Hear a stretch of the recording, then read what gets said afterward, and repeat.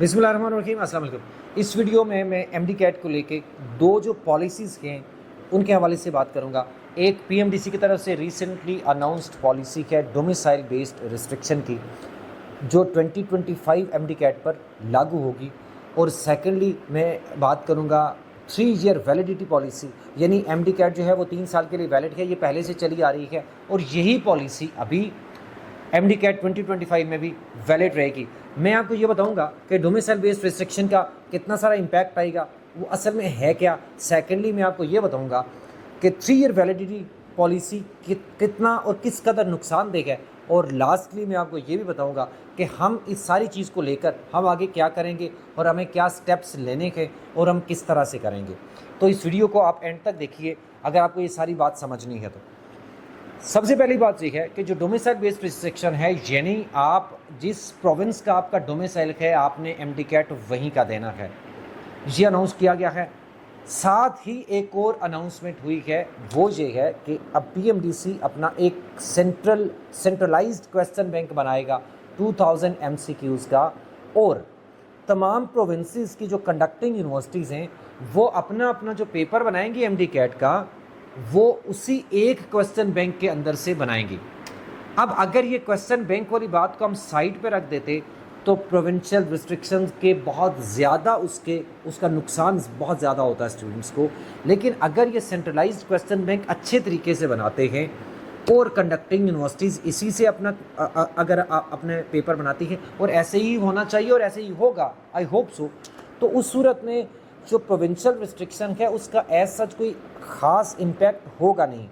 वो किस तरह से मैं आपको एक्सप्लेन करता हूँ। देखिए 2024 तक ये होता था कि आपका लेट सपोज सिंध का जो कंडक्टिंग यूनिवर्सिटी है, लेट सपोज अगर डाउ यूनिवर्सिटी कंडक्ट कर रही है, तो डाउ यूनिवर्सिटी वालों ने जो उनका एग्जामिनेशन डिपार्टमेंट है वो जाके सिंध के अंदर से कुछ गवर्नमेंट कॉलेज से प्राइवेट से कुछ टीचर से बातचीत करेंगे, और वो टीचर उनके सारे के जो जनरली यही होता है कि उनकी प्रोफाइल जो होती है, उन्होंने सिंध के अंदर सारा टाइम उन्होंने पढ़ाया होता है, काम किया होता है, सिंध बोर्ड की बुक से फेमिलियर होते हैं।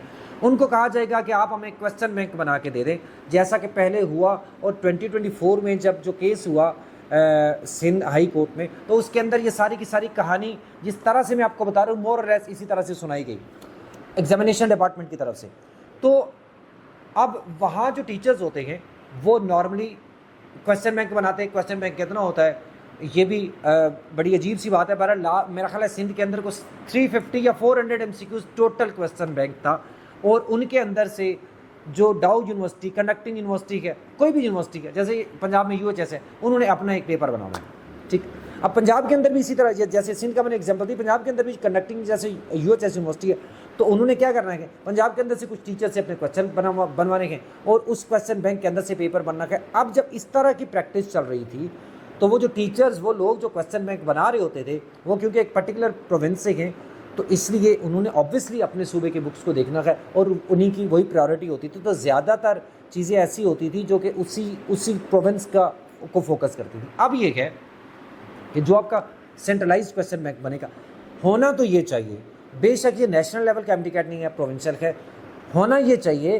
कि जो सेंट्रलाइज्ड क्वेश्चन बैंक है उसके अंदर सारे के सारे वो पॉइंट्स होने चाहिए जो चारों प्रोविंसेस की बुक्स के अंदर कॉमन है। अगर वो कॉमन होते हैं तो किसी भी स्टूडेंट को किसी दूसरे प्रोविंस की बुक पढ़ने की ज़रूरत नहीं पड़ेगी, चाहे वो किसी भी प्रोविंस का है।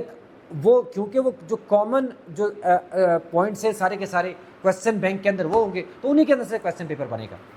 लेकिन लेट्स सपोज अगर कॉमन नहीं भी होता, अगर कॉमन क्वेश्चंस को नहीं भी लिया जाता, तो ऑब्वियसली जब क्वेश्चन बैंक बनेगा तो चारों प्रोविंसेस की बुक्स को सामने रख के बनाया जाएगा, उसमें चारों प्रोविंसेस की बुक्स के पॉइंट्स होंगे। अब आपको सिर्फ इतना करना होगा कि पर्टिकुलरली बायो को लेकर आपने अपने प्रोविंस से हटकर जो बाकी प्रोविंसेस हैं उनको भी आपको पढ़ना चाहिए, जो एडिशनल पॉइंट्स है। क्योंकि जब एक क्वेश्चन बैंक है तो कोई एक प्रोविंस का जब कंडक्टिंग यूनिवर्सिटी पेपर बनवा रही होगी या बना रही होगी, तो उसी क्वेश्चन बैंक के अंदर से जब वो क्वेश्चन चूज़ करेंगे तो कुछ अपने प्रोविंस की बुक्स के होंगे, कुछ शायद किसी और प्रोविंस के बुक्स के भी आ जाएं। लाइक केपीके का अगर टेस्ट है, केएमयू वाले बना रहे हैं, तो हो सकता है उसी क्वेश्चन बैंक के अंदर से कुछ वो क्वेश्चंस ऐसे उठा लें जो केपीके की बुक्स में नहीं, शायद फेडरल में होंगे, शायद पंजाब में होंगे, क्योंकि आपका जो क्वेश्चन बैंक है एक ही है। तो इसलिए आपको अगर रिस्ट्रिक्शन डोमिसाइल बेस्ड रिस्ट्रिक्शन ना भी लगे तो अगर क्वेश्चन बैंक सेंट्रलाइज्ड होता है तो दैट मीन्स आपको चारों सूबों की बुक्स को पढ़ना पड़ेगा। सिर्फ बायो की हद तक, केमिस्ट्री फिजिक्स में, केमिस्ट्री में ऐसा सच थोड़ा बहुत होता है, फिजिक्स और इंग्लिश में तो ऐसे प्रॉब्लम नहीं है। अब हम इसलिए जो आपका डोमिसाइल बेस्ड रिस्ट्रिक्शन है उसके ऊपर हम मैं ज़ाती तौर पर मैं उसके ऊपर कोई एक्शन या कोई वो नहीं करने जा रहा, मैं उसको एक्सेप्ट करता हूँ। यानी मैं अपनी बात कर रहा हूँ, मैं एज एन इंडिविजुअल, और मैं समझता हूँ कि डोमिसाइल बेस्ड रिस्ट्रिक्शन से एक बड़ा मसला है, वो है 3 years वैलिडिटी पॉलिसी। अब दोनों चीज़ें पीएमडीसी एक्ट के अंदर लिखी हुई है, एक ही क्लॉज के अंदर लिखी हुई है। अब जो पीएमडीसी पहले स्टांस ले रहा था कि हम वैलिडिटी पॉलिसी को चेंज नहीं कर सकते क्योंकि ये पीएमडीसी एक्ट का हिस्सा है, तो अगर एक सेंटेंस के अंदर पहले वाला हिस्सा आपने चेंज कर दिया, उसको आपने जो आपकी डोमिसाइल बेस्ड रिस्ट्रिक्शन है, पीएमडीसी एक्ट के अंदर वाजे तौर पर लिखा हुआ है कि एक प्रोविंस का टेस्ट सारे पाकिस्तान के लिए वैलिड है, तो इसको तो आपने चेंज कर दिया। तो सेंटेंस का पहला हिस्सा अगर आप चेंज कर सकते हैं तो दूसरे वाले को आप ये बहाना नहीं बना सकते कि ये आपका पीएमडीसी एक्ट है तो ये चेंज नहीं हो सकता। जैसे पहले वाला चेंज किया, अब दूसरे वाला भी इनको करना पड़ेगा। ठीक हो गया? तो हम दोनों में से किसी एक की तरफ जा सकते थे, दोनों की तरफ जाएंगे तो ये सेल्फ कॉन्ट्राडिक्शन आ जाती है दोनों के अंदर। तो लीगली जब हम बात करेंगे तो हम एक को डिफेंड करेंगे, दूसरे के खिलाफ जाएंगे। तो हमारे पास एक ऑप्शन था। सो 3 year वैलिडिटी पॉलिसी ज़्यादा बड़ा मसला है, इसलिए कि पिछले साल के इतने सारे स्टूडेंट्स हैं, पर्टिकुलरली पंजाब के अंदर, कि इस दफ़ा जो फ्रेशर्स हैं और वो एमडी कैट इम्प्रूवर्स जिनके मार्क्स 93% से कम है, 93.5 से कम है, उनके लिए बिल्कुल भी लेवल प्लेइंग फील्ड नहीं मिलने वाला उनको। तो इसलिए हमें हर सूरत हमें पूरी कोशिश करनी है, हम सबको मिलकर करना है कि हम 3 year वैलिडिटी पॉलिसी को हम चेंज करें। और अगर हम कर लेते हैं तो यूँ मेरिट नीचे आएगा सारे का सारा। तो जितना अनप्रेसिडेंटेड मेरिट अभी हाई हो गया पिछले साल और जितना ऊपर चला गया, इतना नहीं होना चाहिए। और अब ये आपका रिवर्स इस तरह से नहीं है। अगर 3 year वैलिडिटी पॉलिसी रहती है, 25-26 दोनों सालों में मेरिट नीचे आने के कोई चांसेस नहीं थे।